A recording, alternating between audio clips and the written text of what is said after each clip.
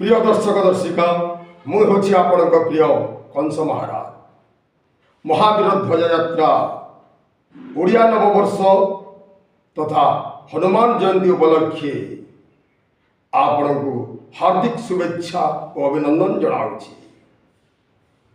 आसंता 14/4/2025 सोमवार दिन हिंदू सेना तरफ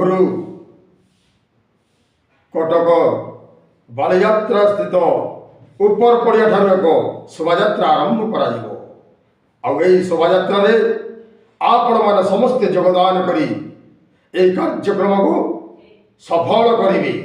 ये हूँ ये वीरकंसासुर आदेश।